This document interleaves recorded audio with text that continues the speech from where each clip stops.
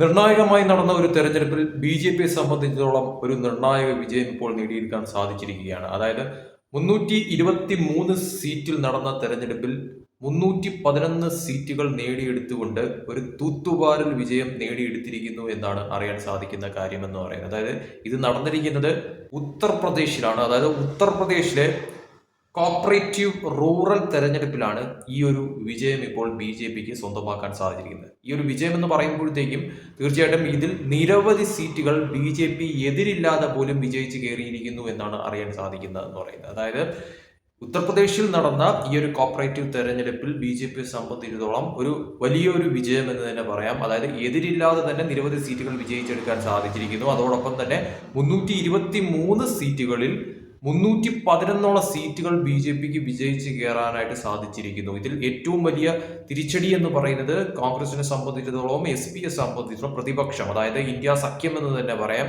അവർക്ക് വലിയ തോതിലുള്ള തിരിച്ചടിയായി മാറിയിരിക്കുന്ന തരത്തിലോട്ട് ഈ ഒരു തെരഞ്ഞെടുപ്പ് മാറിയിരിക്കുന്നത്. അതായത് അവർ സമ്പൂർണ്ണ പൂജ്യമായി മാറുന്ന തരം, വട്ടപൂജ്യമായി മാറുന്ന തരത്തിലോട്ട്, അതായത് സീറ്റുകളുടെ കാര്യത്തിൽ പോലും അവർക്ക് കാര്യമായിട്ടുള്ള ഒരു നേട്ടം ഉണ്ടാക്കാൻ പറ്റാത്ത രീതിയിലോട്ട് ഉത്തർപ്രദേശിൽ കാര്യങ്ങൾ പ്രതിപക്ഷത്തിന് അനുകൂലമല്ലാതെ പ്രതികൂലമായി മാറുന്ന രീതിയിലോട്ട് കാര്യങ്ങൾ എത്തിയിരിക്കുന്നു എന്നാണ് വാർത്തകളിൽ നിന്നും മനസ്സിലാക്കാൻ പറ്റുന്ന കാര്യമെന്ന് പറയുന്നത്. അതായത് ഉത്തർപ്രദേശിനെ സംബന്ധിച്ചിടത്തോളം നമുക്കറിയാം, അടുത്ത വർഷം തെരഞ്ഞെടുപ്പ് നടക്കാനിരിക്കുന്ന ഒരു പ്രധാനപ്പെട്ട സ്ഥലമാണ് ഉത്തർപ്രദേശ് എന്ന് പറയുന്നത്. അതുകൊണ്ട് തന്നെ ഉത്തർപ്രദേശ് തീർച്ചയായിട്ടും നിലവിലത്തെ സിറ്റുവേഷനിൽ വളരെ നിർണായകമായിട്ടുള്ള ഒരു സ്ഥലം തന്നെയാണ്. അത് ആര് പിടിക്കും, ഈ പറയുന്ന തോതിൽ തന്നെ ബി.ജെ.പിക്ക് അത് നേടിയെടുക്കാനായിട്ട്, വീണ്ടും അത് നിലനിർത്താനായിട്ട് സാധിക്കുമോ, അതല്ല പ്രതിപക്ഷത്തിനെ സംബന്ധിച്ചിടത്തോളം ഒരു അട്ടിമറി വിജയം നേടാൻ സാധിക്കുമോ? 2024 പാർലമെന്റ് തെരഞ്ഞെടുപ്പിൽ നമുക്കറിയാം ബി.ജെ.പിക്ക് ഒരു തിരിച്ചടി ഉണ്ടായ ഒരു സ്ഥലമാണ് ഉത്തർപ്രദേശ് എന്ന് പറയുന്നത്. അവിടെ കാര്യമായിട്ടുള്ള ഒരു സീറ്റ് മുന്നേറ്റം ബി.ജെ.പി പ്രതീക്ഷിച്ചിരുന്നു എങ്കിലും അത് നേടിയെടുക്കാനായിട്ട് ബി.ജെ.പിക്ക് 2024 സാധിച്ചിട്ടില്ലായിരുന്നു.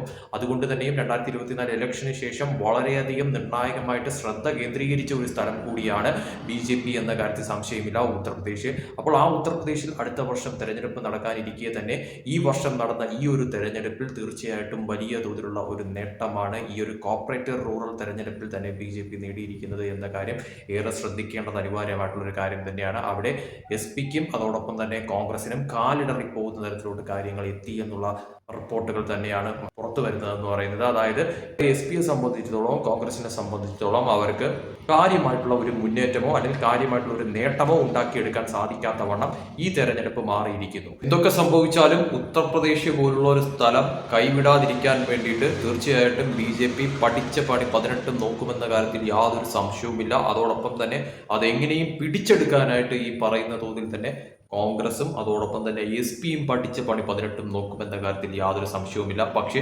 ഉത്തർപ്രദേശ് ജനങ്ങൾ അടുത്ത വർഷം ആർക്കൊപ്പം നിൽക്കും എന്നുള്ളത് ഏറ്റവും വലിയ ഒരു ട്വിസ്റ്റ് നിറഞ്ഞ ഒരു കാര്യം തന്നെയാണ്. യോഗിയോടൊപ്പം ആകുമോ, അതല്ല അഖിലേഷ് യാദവിനോടൊപ്പം തന്നെ ആയിരിക്കുമോ എന്നുള്ളത് തീർച്ചയായിട്ടും കാത്തിരുന്ന് കാണേണ്ടത് അനിവാര്യമായിട്ടുള്ള ഒരു കാര്യം തന്നെയാണ്. പക്ഷേ നിലവിലത്തെ സാഹചര്യത്തിൽ തീർച്ചയായിട്ടും ബി.ജെ.പിയെ സംബന്ധിച്ചിടത്തോളം അവിടെ 2024 പാർലമെന്റ് തെരഞ്ഞെടുപ്പിന് ശേഷം വലിയ തോതിൽ RSSുമായിട്ട് തന്നെ വളരെ യോജിപ്പോട് കൂടിയുള്ള പലതരത്തിലുള്ള നീക്കങ്ങൾ ഉത്തർപ്രദേശിൽ കാര്യമായിട്ട് ബി.ജെ.പി മുന്നോട്ട് വച്ചിട്ടുണ്ട് എന്ന കാര്യത്തിൽ യാതൊരു സംശയവുമില്ല.